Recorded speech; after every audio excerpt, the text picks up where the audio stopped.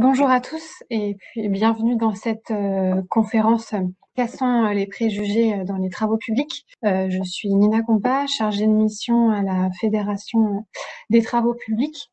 Et donc l'idée de cette conférence est d'avoir un aperçu du secteur et des métiers des travaux publics à travers 10 idées reçues. Donc avant de commencer sur les 10 idées reçues, je vous fais juste un petit rappel bref de ce que sont les travaux publics. Et BTP, qu'est-ce que ça veut dire? Bâtiments et travaux publics. Deux secteurs qui ont quelques différences de par ce qui les compose, puisque le bâtiment, ça regroupe toutes les activités qui ont trait à ce qui nous abrite, donc la construction et la rénovation d'habitats et de bâtiments, tout ce qui a des fondations globalement, et les travaux publics. On est plus sur de ce qui nous relie, c'est-à-dire tous les ouvrages qui nous permettent de communiquer et de nous déplacer, les voies de communication, le transport d'eau, d'énergie, voilà ce genre de choses. Et plus spécifiquement, donc voici les différentes spécialités des travaux publics. Vous avez notamment les aménagements urbains qui regroupent la construction et l'entretien des voies piétonnes, des places, des stades, voilà tous les équipements qui facilitent le quotidien dans la ville globalement. La construction et l'entretien des routes, terrassement, qui est donc le fait de modeler un terrain pour l'adapter aux constructions à venir. L'eau et les fluides, où là vous retrouvez notamment tout ce qui est transport d'eau potable, d'assainissement, ce qui est aussi gaz et réseau de chaleur. Vous avez les travaux électriques, donc tout ce qui regroupe l'éclairage public par exemple, ou la fibre, les voies ferrées, les fondations spéciales, le génie civil qui regroupe les ouvrages qui font appel à des techniques de construction en béton armé ou structures métalliques, typiquement les ponts ou les barrages par exemple. Les travaux souterrains où là on est sur des infrastructures comme le métro par exemple. Et puis les travaux maritimes et fluviaux avec par exemple l'aménagement ou la reconstruction et l'entretien des ports, des canaux, les aménagements de berges, voilà, ce genre de choses, pour un bref aperçu des différentes spécialités des travaux publics. Alors, on va passer maintenant aux idées reçues. Donc, on va commencer avec la première question. À votre avis, les travaux publics existent depuis l'Antiquité, la Renaissance ou le 19e siècle?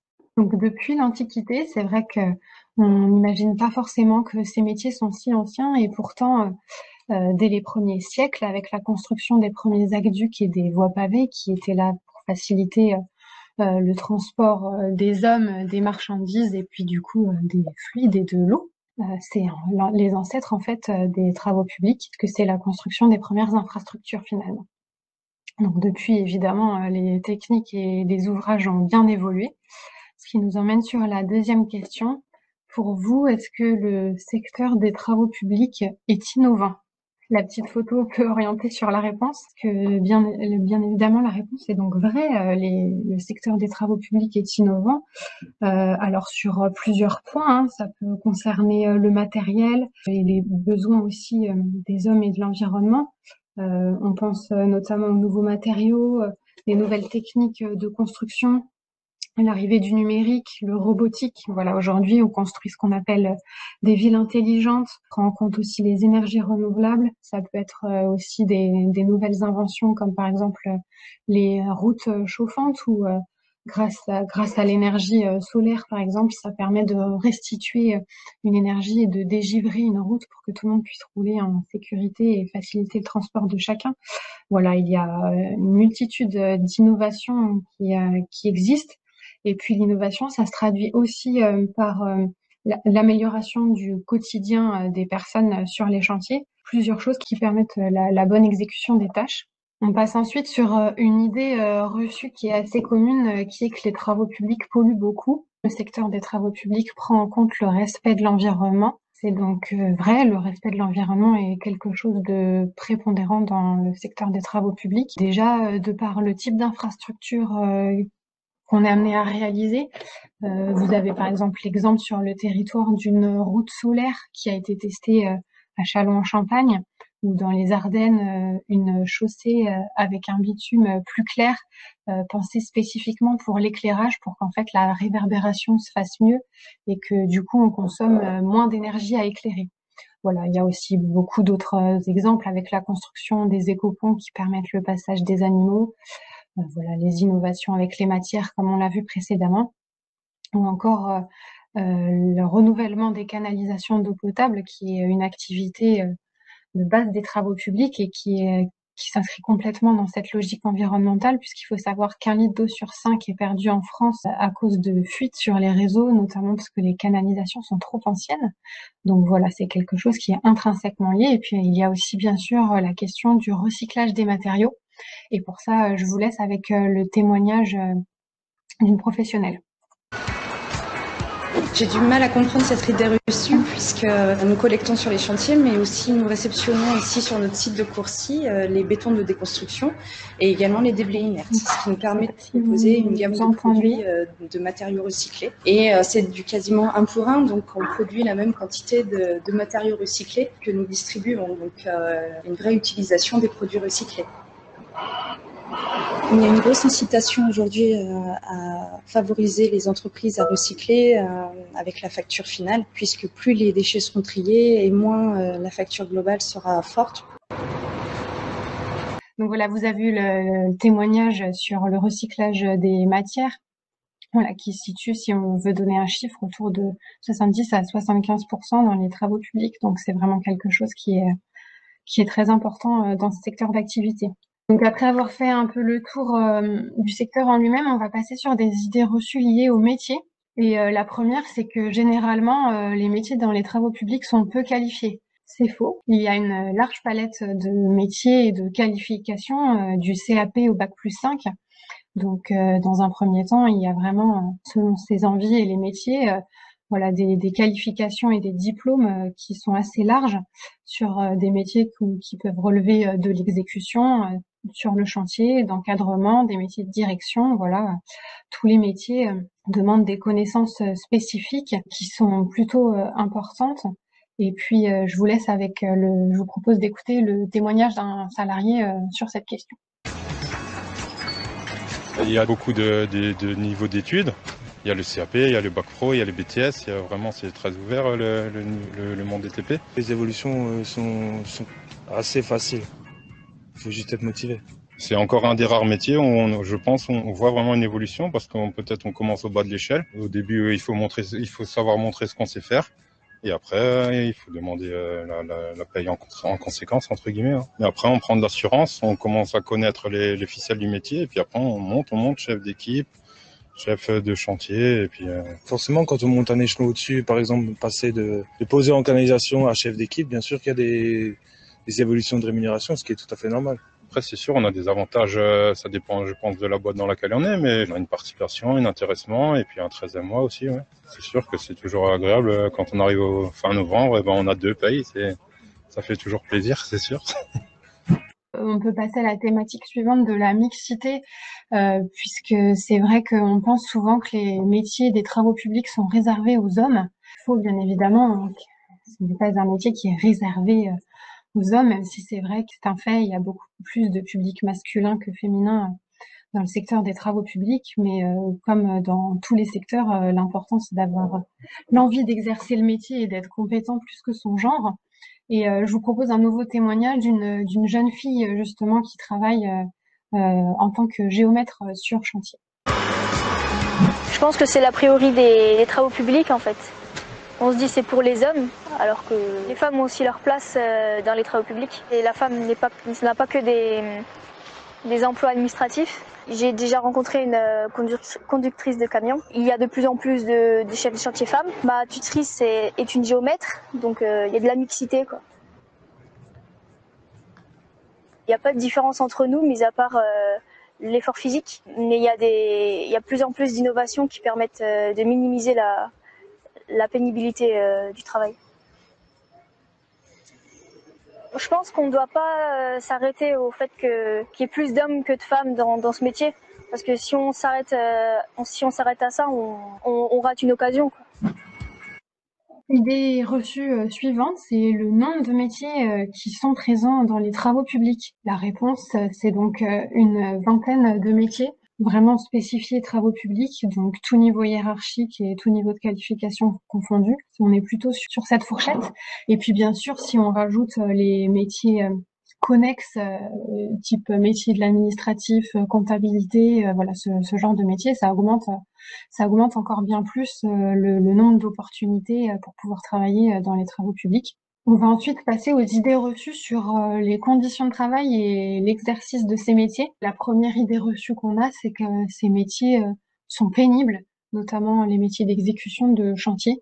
C'est plutôt faux. C'est vrai que les métiers de terrain ont vraiment beaucoup évolué ces dernières années, sur les dernières décennies. Et aujourd'hui, les équipements et les techniques permettent de faciliter l'exécution des tâches. Et pour ça, rien de mieux qu'un nouveau témoignage sur le sujet.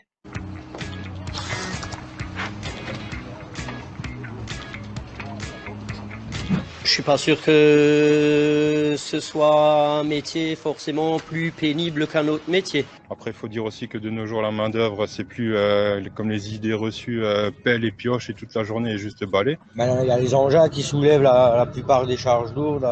On soulève plus vraiment à la main. C'est vraiment plus un métier trop physique comme il y a 20 ou 30 ans. Un autre préjugé qu'on peut avoir, c'est que les tâches sont répétitives. La réponse, c'est donc faux, puisque c'est vraiment intrinsèquement lié au métier des travaux publics. C'est la diversité de chaque journée de travail. Puisqu'en effet, chaque infrastructure, chaque ouvrage est différent, de par sa taille, la demande du client, la localisation, le type de terrain. Voilà, tout un tas de paramètres à prendre en compte et à appliquer à chaque chantier, qui fait qu'il est unique. Et donc, du coup, bien évidemment, chaque jour de travail est différent. Une fois de plus, je vous propose d'écouter l'avis de professionnels sur la question. Je pense que c'est un métier qui est varié et on intervient dans beaucoup de domaines. C'est vrai que les chantiers de travaux publics, on a l'impression que c'est toujours les mêmes engins, toujours les mêmes équipes, mais ce n'est jamais le même chantier. C'est tous les jours différent. Il n'y a jamais 2 fois la même chose. Dernière idée reçue sur l'exercice des métiers des travaux publics et notamment l'exécution sur chantier qui est soumis aux conditions climatiques. C'est donc bien évidemment vrai, puisqu'en fait, si les conditions rendent dangereux ou impossible le travail sur le chantier, on adapte les horaires ou bien on le suspend, puisque la sécurité des personnes est essentielle. Donc ça arrive souvent quand il pleut fortement, qu'il gèle, qu'il y a une neige abondante ou alors qu'il fait très chaud. Petite information, ça n'a pas d'incidence sur le salaire puisqu'il y a un système qu'on appelle les congés d'intempéries. Puis j'en profite pour faire un petit aparté sur la prévention et la sécurité sur les chantiers de travaux publics, puisque c'est essentiel. Certaines situations peuvent devenir dangereuses très vite. Et donc du coup, la première chose qui est mise en place et qui est la plus visible, ce sont les EPI, les équipements de protection individuelle, comme vous pouvez le voir sur la photo, voilà, casque, équipements baudriers, chaussures de sécurité, qui servent à se protéger et à se faire voir sur chantier. Et puis, bien évidemment, il y a tout un tas de protocoles et de règlements qui sont appliqués sur chaque chantier selon ses spécificités pour que les tâches soient effectuées en toute sécurité. On termine avec une dernière question qui a plus trait aux formations. À votre avis, pour travailler dans les travaux publics, il vaut mieux s'orienter vers une filière générale ou 2 vers une filière professionnelle? Et donc la réponse, c'est les 2. Puisqu'en fait, selon ses envies, le métier qu'on a envie d'exercer, les deux filières sont possibles. Je vous mets un petit schéma récapitulatif des parcours qui sont possibles après la fin de classe de 3e. Donc, comme vous le voyez, on peut s'orienter vers un CAP ou un bac professionnel, donc une filière plutôt professionnalisante qui conduisent principalement à des métiers d'exécution sur chantier. Mais on peut aussi tout à fait s'orienter vers une filière plus générale qui emmène ensuite vers des diplômes de type DUT, BTS et ensuite licence master ou des diplômes d'ingénieur. Voilà, c'est possible d'exercer dans les travaux publics en ayant des qualifications du CAP au bac plus 5, sachant que quand on s'oriente vers un lycée général, les métiers qui sont directement accessibles sont plutôt des métiers de type chef de chantier ou alors des métiers un peu connexes, comme par exemple des métiers en laboratoire, voilà, avec des personnes qui vont analyser les compositions des matériaux ou ce genre de choses. Mais une multitude de carrières et de parcours sont possibles. Petite précision, c'est que l'apprentissage est disponible sur de nombreux parcours. Alors sur les diplômes type CAP et bac professionnel, mais on peut aussi tout à fait en faire en BTS, même un diplôme d'ingénieur. Voilà, il y a des parcours en alternance, donc ce qui permet d'avoir une expérience de terrain. Si un salaire quand on est jeune, parfois c'est intéressant. Et puis vous précisez aussi que l'orientation et la formation sont possibles tout au long de sa carrière professionnelle et qu'on peut se former tout au long de sa vie, reprendre des formations. Il y a un autre aspect important, c'est que les métiers des travaux publics proposent des évolutions assez rapides du moment qu'on en a l'envie et qu'on met en place des compétences pour. Voilà, le diplôme n'est pas forcément bloquant et on peut évoluer très vite, ouvrier, chef d'équipe, chef de chantier en quelques années. Et puis aussi rentrer dans certains métiers, notamment d'exécution sur chantier, sans forcément de diplôme, si on a la volonté de se former sur le terrain et qu'on est volontaire. Si vous souhaitez aller un peu plus loin, nous avons notre chaîne YouTube FRTP Grand Est, où vous avez notamment une visite de chantier qui vous permet de reprendre les différents points vus et puis de voir des métiers en action. Et notre site FRTP Grand Est avec pas mal notamment de coordonnées pour des centres de formation qui dispensent des formations sur l'ensemble des métiers des travaux publics, du CAP au bac+5. Donc n'hésitez pas, les travaux publics est un secteur qui recrute même en ce moment avec des carrières évolutives et variées. Donc n'hésitez pas à nous rejoindre. À bientôt peut-être.